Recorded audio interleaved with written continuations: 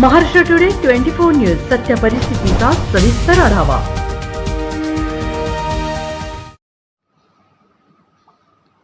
नमस्कार, स्वागत आहे आपलं महाराष्ट्र टुडे न्यूज मराठी या वृत्तवाहिनीवर। पाहूया महाराष्ट्रातील काही निवडक घडामोडी।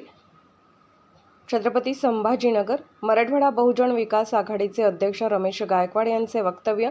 मराठवाडा बहुजन विकास आघाडीचे अध्यक्ष रमेश गायकवाड यांनी उपमुख्यमंत्री देवेंद्र फडणवीस यांच्यावरती गंभीर स्वरूपाचे आरोप केले आहेत। जिल्हा परिषद अंतर्गत शालेय पोषण आहार वाटप केले जाते, त्यामध्ये देवेंद्र फडणवीस यांच्याकडून भ्रष्टाचार झाला आहे। त्यांच्या जवळच्या माणसाला THR शालेय पोषण आहाराचे कॉन्ट्रॅक्ट दिले आहे। हे शालेय पोषण आहार जे पाकिट स्वरूपामध्ये वाटप केले जाते ते अतिशय निकृष्ट दर्जाचे आहे आणि जनावरे खाणार नाही असे ते शालेय पोषण आहार आहे। याचे कॉन्ट्रॅक्ट यांनी त्याचे जवळचे उद्योगपती यांना दिले।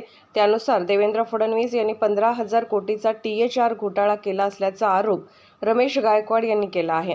तसेच अमित शहा यांनी सुद्धा मोठे घोटाळे केले आहेत। त्यामुळे हे सरकार गेल्यानंतर देवेंद्र फडणवीस आणि अमित शहा यांच्यावर कायद्याचा बडगा येणार असा गंभीर आरोप गायकवाड यांनी केला। महाराष्ट्र टुडे मराठीसाठी देव राजाळे, छत्रपती संभाजीनगर। नंतर एक महत्त्वाचा निर्णय घेतला आहे, काय तो निर्णय? 2024च्या सार्वत्रिक लोकसभेच्या निवडणुकीमध्ये देशामध्ये दोन विचार प्रवाह निर्माण झालेले, एक संविधानवादी विचारसरणी आहे आणि दुसरी संविधान विरोधी आहे।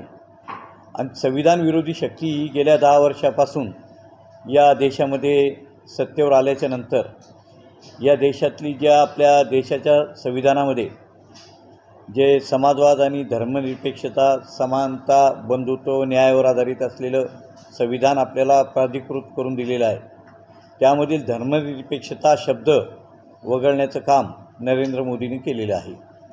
आणि ते जर सत्तेत पुन्हा आले तर त्यांच्या अजेंड्यावर पहिल्यांदा या देशातली राज्यघटना बदलून टाकायची आहे आणि त्यामुळं ते या देशातले सर्व विरोधी पक्ष कमजोर करायला निघालेले आहेत।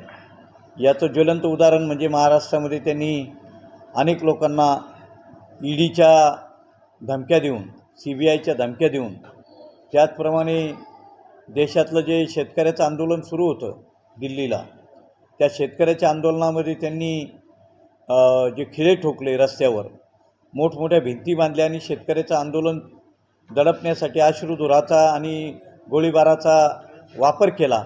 आणि म्हणून हे हुकुमशाही सरकार येणार आहे म्हणून आम्ही 2024ला नरेंद्र मोदी यांचं सरकार देशामध्ये येऊ नये ही भूमिका घेऊन आम्ही घटना परिषद या ठिकाणी घटना बचाव परिषद आम्ही आयोजित केलेली आहे।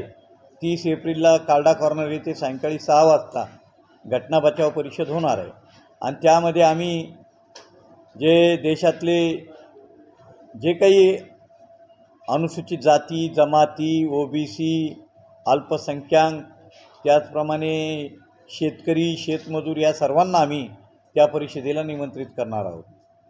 तुम्ही शिवसेनेला म्हणजे उद्धव बाळासाहेब ठाकरे या पक्षाला पाठिंबा देत आहे?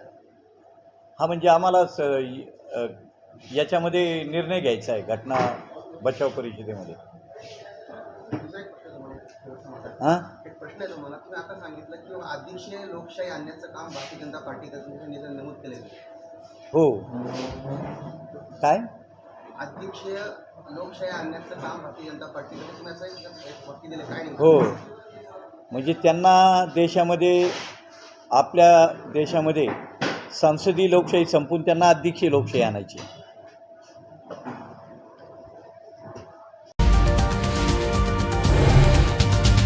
आजच महाराष्ट्र टुडे 24 न्यूजला सबस्क्राईब करा आणि सत्य परिस्थितीचा सविस्तर आढावा पहा।